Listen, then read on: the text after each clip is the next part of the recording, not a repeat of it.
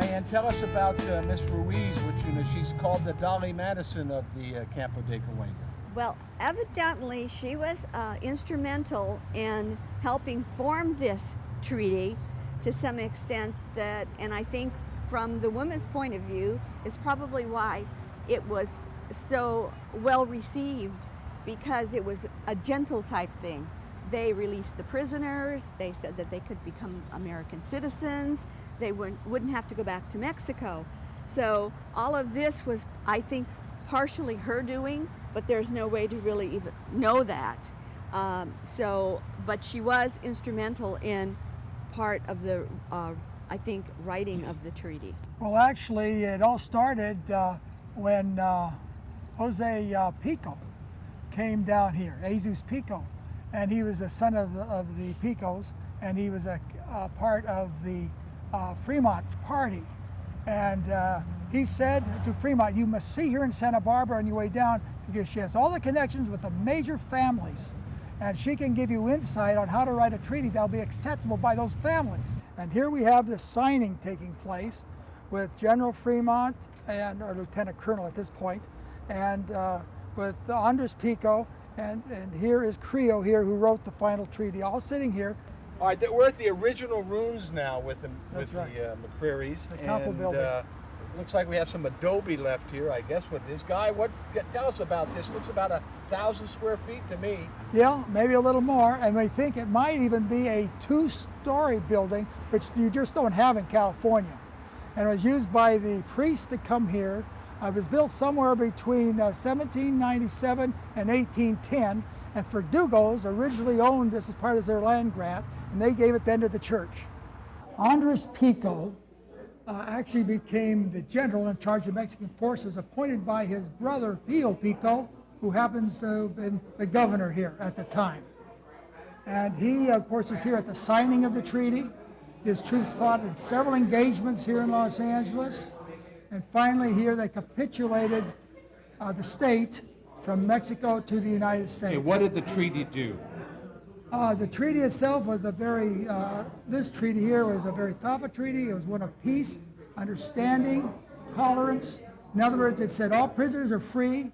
You live under the United States Constitution, and more or less set that as a foundation for the people here to become citizens and become involved in the United States. This gentleman who is Jose Carrillo of the famed Carrillo family. Leo Carrillo Beach. Leo Carrillo, who of course was an actor we all knew for many years here.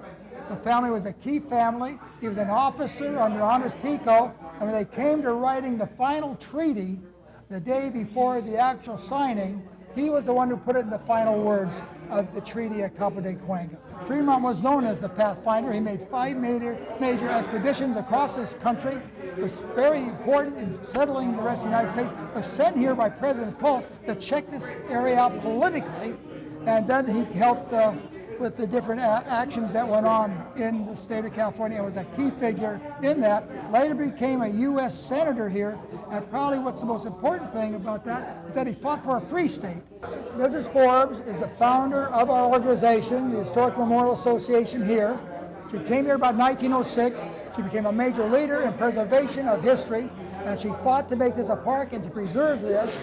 And she died at about 100 years of age, just as all this came into being and this building was concluded. And she was a great leader, and we honor her highly. And what were you going to say about the sundial, Diane? When Mrs. Forbes came here, she felt that she needed a sundial in remembrance. She wanted to do this. So her foundry actually cast the sundial, and then started thereafter casting more sundials. The bell that's outside of the Campo is an original bell, and it's one of the original El Camino bells. It was the 3rd bell to be put up. What's the program, what's the plan for the kids to be able to come here starting soon? Yes, well, the first group of kids is going to come this June, and they'll be coming from the Rio Vista School that is right around the corner, so the kids actually can take a field trip by walking. And, or La Banche will probably provide a bus for them to come here.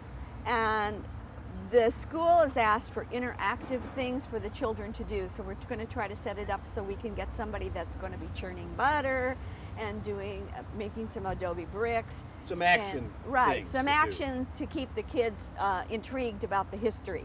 Yes. And then in September, we'll start our full-fledged program where we're going to do more outreach throughout the council. We're going to start with Labange's council district and go to all the grammar schools that are in his area. Right. The fountain is actually, in a sense, the only remaining remnant of the original Campo that's still here.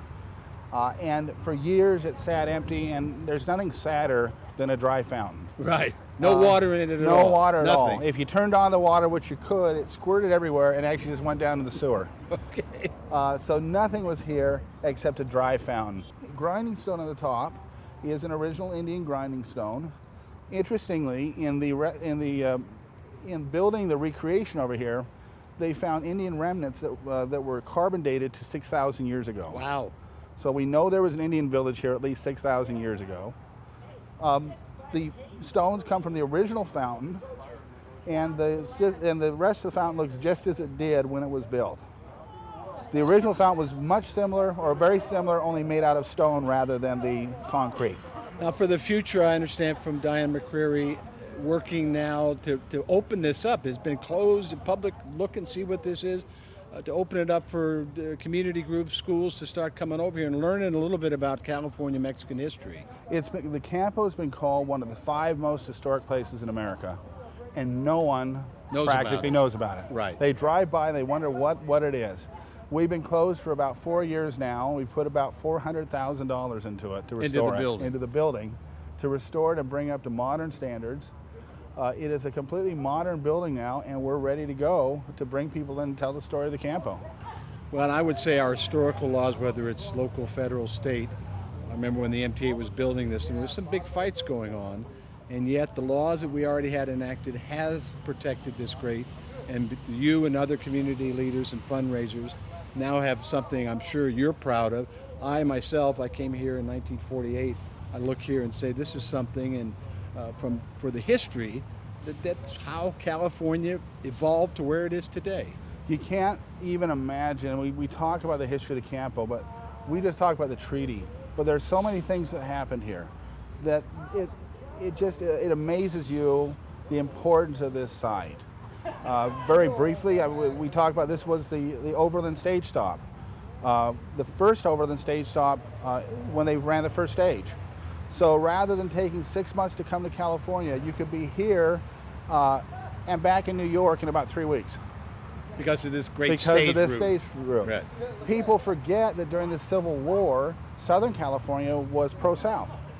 And slavery. Yeah. Northern California was pro-Union. They had to box the South in. And the only way to do it is to box in the Cahuenga Pass. So this became a Union fort. And it was a way to box Southern California in, so they didn't try and get to the north, which of course had what? Gold. That's amazing. Imagine if the South had California's gold during the war, how it would have changed the war. Could have turned around the other way, who knows? Exactly, and this place kept the South from taking the North. All right, well, thanks for your time, and thanks. I just say thanks to you and the work you've done to restore this for the kids and grandkids so they can learn something about our history. Jack, thank you very much. Thank you.